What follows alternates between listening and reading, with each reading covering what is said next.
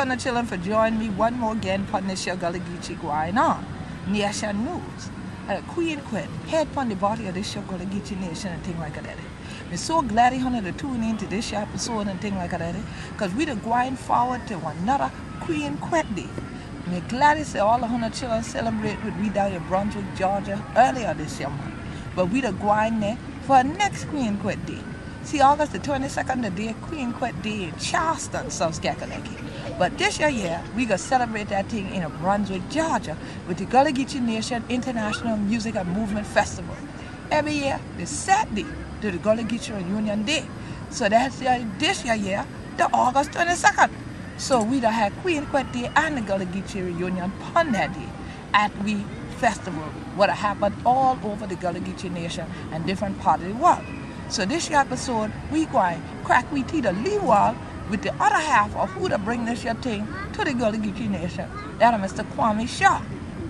Yeah, I know. Then they on the children what they up now that takes a great God, yeah, I know that face. Sure, you should know his face. But see, when I don't normally see him just to sit down and relax. You probably see him run around in the turn these button and things like that, on the board and things like that. Because plenty of 100 children what they are trying to done get him, done him on Facebook and all that thing like that.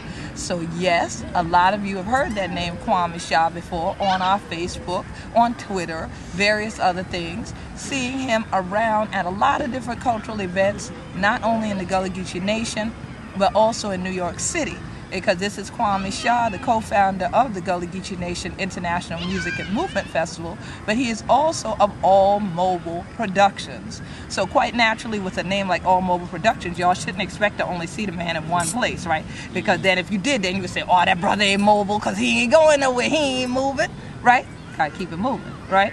So definitely keep it moving. That's one of your favorite statements. So how you doing, Kwame? I'm doing good today. How are you? Oh, quite well. We're glad to have you here on Gullah Geechee Nation, Gwine on Nayshun Nyews. All right, thank you. Yeah. So we know what's coming up is the festival, and this year it's going down to Brunswick, Georgia. Tell us a little bit about how the whole Gullah Geechee Nation International Music and Movement Festival got started.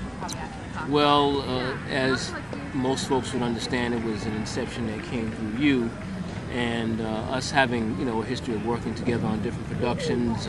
Actually, you even coming to a class that I taught on tech production. Sure. It just made sense. Me being on committees of other festival productions here in New York and other places as well. So when the idea came up, I said it sounded good. The fact that you wanted to keep it mobile, moving throughout different areas of the Gullah Geechee Nation, that kind of intrigued me, because usually people have festivals in one solid location. They keep it there. They want folks to make sure they keep coming there, so that they have some type of established place and an established time whenever have it that you host it. But seeing as how the nation does encompass 4 different states and regions along the coastline of those 4 different states and up to 30-35 miles inland, it would make sense to move the festival around so that first all of the people who have the Gullah Geechee heritage can now be a part of this, whether they're actually just coming out to enjoy the festivities and to learn more about their own culture, but as well giving a chance to the people who are the artisans, the ones who have the crafts, the skills, the ones who sew the baskets, the ones who still stitch the quilts, the ones who still make the cast nets, the ones who still carve, who still make the the bateau boats. This way, we're in all of the regions which would encompass all of these different crafts, so that you have the people who do these to not only give them the opportunity to make money, but at the same time give them the opportunity to actually show and teach the people this is how you learn about someone's culture. Exactly. And it's interesting that you mentioned giving people the opportunity to actually teach, because that is how you learn about people's culture. One of the things that I know as you travel and as I travel and we go to different parts of the world, the thing about festivals, like you said, are that a lot of times people think, well, I'll go to just that one event. And if I buy this one item and take a few pictures, I've gotten all of the culture. So even like you said, in terms of moving our festival around, we move it so people get a grasp on the fact that you cannot get all of the Gullah Geechee culture by coming to one place.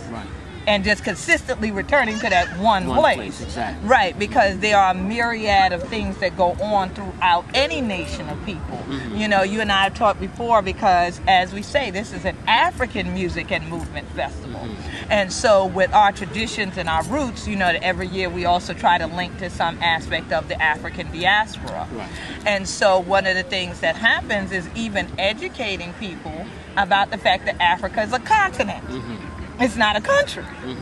And that even in the countries, you have different cultures. And so those different ethnic groups that came to the Gullah Geechee Nation can even come to our festival. And doesn't matter if they're Igbo or they're Mende or they're Twi or they're Vai or they're Akan, they're Ga, you know, they're Limba. There's something that they feel connected to. Right. Yeah. Right. It'll, you know, and as we've talked about it, it'll be some point where we're actually able to take the festival to the continent. Right. As it stands now, we've had the opportunity to take it to one of the areas in the diaspora, which is in the Bahamas. Exactly. So we want to be able to continue to, you know, reach out to all of the areas that are connected with the Gullah Geechee culture.